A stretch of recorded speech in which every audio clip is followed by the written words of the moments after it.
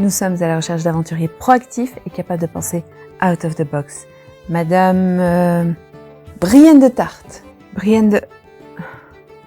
Oui bon. Chez Acquisitions Incorporated, nous croyons fermement qu'il faut être proche du villageois en détresse et qu'il faut l'aider day to day face aux menaces magiques qu'il pourrait rencontrer. Parce qu'un customer content, c'est un customer qui a 87% de chances de nous recommander. Ah bon? Oui, parce que nettoyer les forêts infestées de gobelins, réparer les ponts détruits par les trolls ou défendre la ménagère de moins de 50 ans et l'orphelin, c'est la base du multitasking. Mais nous, ce qu'on veut proposer, c'est une expérience client inoubliable. Ah oui? Grâce à notre système de franchise, on remet le local au centre du projet. C'est pourquoi on va vous attribuer très rapidement une auberge open space, le package des goodies de l'aventurier de base, ainsi que quelques contrats pour commencer. Oh mais c'est super gentil!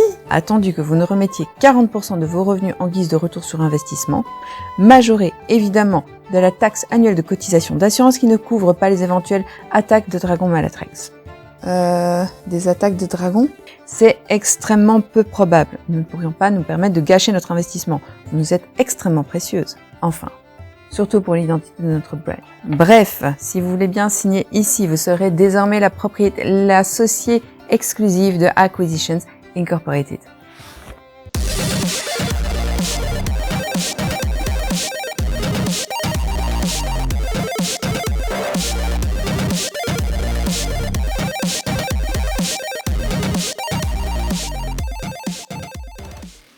On se retrouve aujourd'hui pour parler d'un jeu un petit peu particulier. Il s'agit de Clank Legacy Acquisitions Incorporated. Alors, quand je dis que c'est un jeu un peu particulier, vous connaissez peut-être déjà Clank. C'est un jeu de deck building et d'exploration compétitive dans lequel on va avoir une main de cartes qu'on va pouvoir enrichir au fur et à mesure avec des cartes qu'on va acquérir. Ça, c'est la partie deck building et exploration, parce qu'on va avoir un plateau de jeu sur lequel on va se déplacer afin d'activer des effets de cases et aller chercher des trésors, des artefacts, tout en essayant de se faire le plus discret possible. C'est pour ça que ça s'appelle Clank, parce que c'est le bruit qu'on fait lorsque, aventuriers maladroits que nous sommes, on fait du bruit, et à ce moment-là, on attire l'attention d'un dragon, un vilain dragon qui va venir nous attaquer et nous mettre des points de dégâts au fil de la partie. Cette version est un petit peu particulière, parce qu'il existe le Clank de base, donc qui est dans un monde médiéval fantastique un peu humoristique.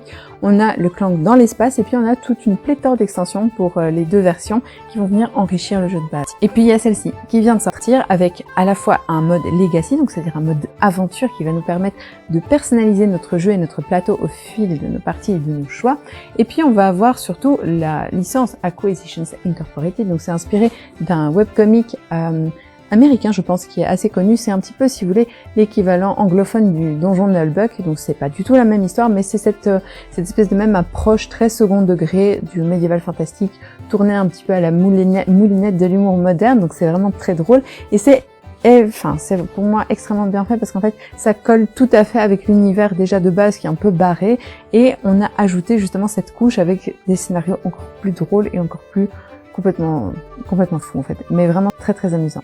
Au début de son tour, on aura pioché 5 cartes dans sa main de base et on va pouvoir utiliser les effets des différentes cartes. Donc il y a des symboles qui sont indiqués, soit des points de recrutement qui nous permettent d'acheter des cartes dans la piste des aventures, des bots qui nous permettent de déplacer nos personnages le long des chemins, et puis on va avoir également des épées qui nous permettent d'aller combattre ici soit les monstres qui se trouvent dans la piste des aventures pour pouvoir gagner un bonus, soit les monstres qui se trouvent sur notre route et qu'on est de toute façon obligé d'éliminer pour faire en sorte d'avancer. Les points de recrutement, on peut décider de dépenser tout ou partie, idem pour les épées, idem pour les bots. Lorsqu'on acquiert une carte, on la met tout simplement avec sa main, lorsqu'on a tout utilisé, ça va dans une des fosses.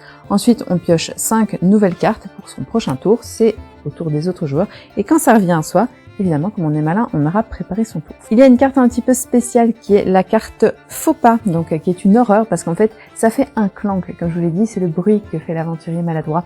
Donc un clank, c'est quoi? C'est un petit cube que je vais mettre ici de côté. Et en fait, au fil de la partie, on va ajouter des cartes ici dans la piste d'aventure quand on aura acheté d'autres cartes pour combattre des monstres.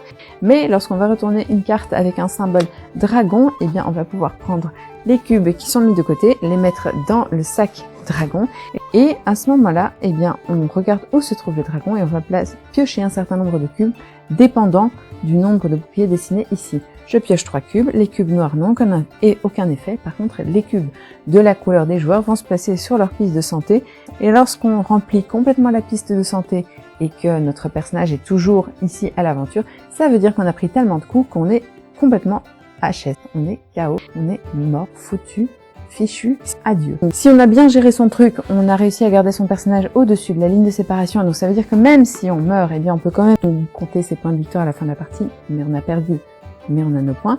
Par contre, si on est en dessous de la ligne de séparation, malédiction, on a absolument 0 points de victoire.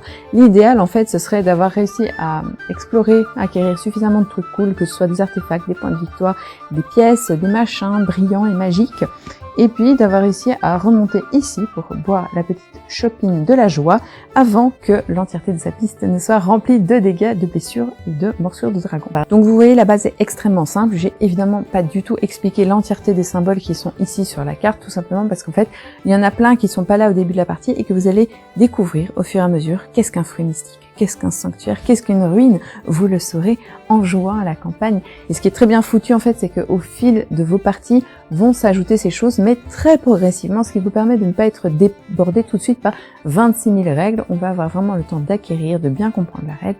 Donc ça, c'est vraiment très très bien fait quand même, parce que parfois dans les jeux Legacy, il y a un petit peu trop de trucs qui nous tombent tous en même temps dessus, et là, en fait, ça va. On a effectivement des petits autocollants à coller qui vont débloquer de nouvelles zones, des trucs à explorer. On va avoir également une enveloppe remplie de plusieurs planches de jetons, donc ce sont des jetons à dépuncher qui vont ajouter des nouvelles choses. On va avoir des cartes mystérieuses, telle cette enveloppe qui contient X. Vous ne le saurez que quand vous aurez réussi plusieurs missions très importantes.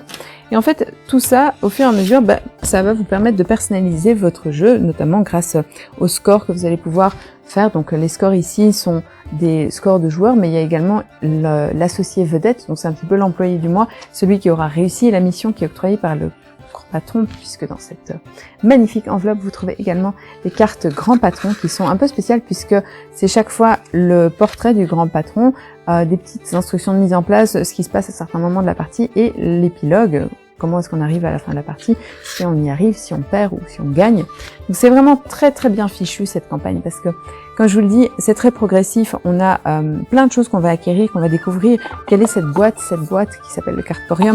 En fait, c'est une boîte qui va contenir plein de cartes que vous allez pouvoir ajouter, mais on peut terminer la campagne avec, par exemple, vous le voyez ici, plein de cartes qu'on n'aura jamais révélées, tout simplement parce que, en fonction des choix qu'on fait, les conséquences seront pas les mêmes pour tout le monde. Donc, c'est-à-dire que mon jeu Clank ressemblera pas à votre jeu Clank quand vous aurez terminé votre partie de Legacy. Petite originalité supplémentaire, le plateau est double face, donc vous avez une partie au monde qui est très mignonne, très chouette, très champêtre, pas du tout, il y a plein d'horreurs qui se baladent dessus, mais vous avez le plateau bas monde qui est très mystérieux avec des choses vraiment très spéciales à découvrir. Vous avez également votre boîte de départ qui est un petit peu la boîte sur laquelle vous allez cocher vos réussites au fur et à mesure de la partie, mais également des quêtes qui sont différentes en fonction des boîtes, donc ça c'est assez fun. Ça va vous permettre de gagner des petits avantages que vous lisez quand vous atteignez un certain niveau de reconnaissance de la société. Mais par contre, ce qui se passe, c'est que vous avez des personnages supplémentaires, ça c'est des boîtes d'extension, qui vous permettent justement de jouer avec un personnage qui aura pas la même main, parce que normalement, ici, peu importe ce que je joue, que je fasse la guerrière ou le nain, je vais de toute façon avoir exactement les mêmes 10 cartes de base. Par contre, ici, les personnages, ils ont vraiment leur particularité. Et c'est très drôle, c'est très bien amené, parce que justement, ça permet d'avoir beaucoup de variations au niveau du jeu. Donc, comme vous le voyez, on part d'un jeu vraiment très simple, avec le premier deck building si on veut, mais tout en ayant vraiment cette espèce de surcouche d'humour, mais en même temps il ne faut pas s'attendre à un jeu simpliste non plus, il va falloir bien gérer sa main, il va falloir bien gérer ses déplacements, mais si je dois être 100% honnête, faut admettre que parfois on en prend plein la tronche, totalement gratuitement, tout simplement parce qu'en fait, les choses ne se sont pas déroulées comme on l'espérait. Donc ça, c'est un truc qu'il faut vraiment bien prendre en compte, c'est pas un jeu de gamer où votre cerveau qui est capable de calculer 7 coups à l'avance aux échecs va vous permettre d'être absolument vainqueur, ça c'est pas du tout vrai, mais par contre, ça va être fun, vous allez avoir des retournements de situation, vous allez vivre des déconvenus, des trucs horribles où vous avez l'impression que vous allez gagner, et puis tout d'un coup, un autre joueur va révéler une quête principale et vous aviez aucune idée que c'était une quête principale et il est arrivé au bon endroit au bon moment et c'est juste du bol. C'est beaucoup moins le cas dans les parties suivantes quand vous avez complètement rempli votre plateau et que vous allez pouvoir jouer des choses. Soyons honnêtes, c'est vraiment un truc qui est très très relatif à la campagne que vous êtes en train de jouer, mais Voilà, il y a cette petite frustration, ces effets de surprise, c'est « Oh non, mais j'étais sûre que j'avais gagné cette fois-ci » qui arrive constamment et il faut juste laisser sa frustration de côté. Et puis aussi, il y a un truc très intéressant, c'est que parfois, on va être obligé de coopérer parce que c'est un jeu compétitif, il n'y a qu'un seul gagnant à la fin de la partie, il n'y a qu'un seul gagnant à la fin de la campagne. Mais par contre, ce qui se passe et qui est vraiment drôle, c'est que parfois, l'enjeu scénaristique va être tellement important qu'on va devoir forcément s'allier avec ses adversaires pour pouvoir faire en sorte de sauver le monde. Par exemple, au hasard, hein, totalement, c'est pas forcément ce qui va arriver dans la campagne, mais ça se pourrait, peut-être. Et voilà, moi je vous ai parlé du jeu, je vous ai parlé de comment ça fonctionne, je vous ai expliqué un peu l'aspect campagne aussi, le mode legacy, mais très sincèrement, moi si je dois te donner mon avis, faut dire deux choses importantes. Un, je suis pas très jeu compétitif, surtout pas quand il y a un mode histoire, parce que j'ai l'impression de ne pas pouvoir profiter de l'histoire quand je dois faire attention toujours à mes fesses, parce que en fait les autres joueurs sont en train d'essayer de m'assassiner dans mon dos. Ça c'est un truc qui me frustre énormément. Deuxième chose, la première fois que j'avais joué à Clank, c'était il y a des années dans un festival, avec des gens que je connaissais pas, j'ai détesté ma partie parce que les gens étaient juste atroces, très mauvais joueurs, vraiment pas cool, et donc ça partait vraiment avec des a priori négatifs. Et la vérité, c'est qu'à la fin de la première partie, j'étais excitée comme une gamine de 5 ans la veille de Noël, tout simplement parce que j'étais en train de me dire oh, mais c'est incroyable, il y a tellement de trucs, on va ouvrir des boîtes, il y a de nouvelles cartes qui s'ajoutent, regarde, on a pu coller des trucs, c'est trop fou. Et donc j'étais en train de péter un câble parce que tout simplement, je me faisais une joie d'enchaîner chacune des parties. C'est vraiment le jeu que j'ai le plus rincé aussi vite dans son mode campagne. J'étais vraiment obsédée. Et c'est vraiment hyper agréable de pouvoir découvrir un truc qui est si bien écrit en termes d'humour, qui est tellement fun, en même temps accessible, avec ce petit aspect qui est quand même gamer, puisqu'on doit réussir à bien gérer sa main de cartes, probabilité, etc. Deck building très bien foutu. Et en même temps, c'est léger, quoi. On se prend pas au sérieux, c'est fait avec de la dérision et de l'humour. Pour moi, une vraie réussite, un énorme coup de cœur pour ce jeu qui partait vraiment avec de très mauvais a priori pour moi. Et voilà, moi j'ai terminé pour aujourd'hui. J'espère que cette vidéo vous a plu. Si c'est le cas, n'hésitez pas comme d'habitude à commenter, liker, partager, vous abonner. Et c'est très important parce que j'ai dû la tourner 7 fois parce que j'ai eu plein de problèmes de téléphone, c'était vraiment génial. Du coup, moi je vous fais des bisous et je vous dis à la prochaine. Salut!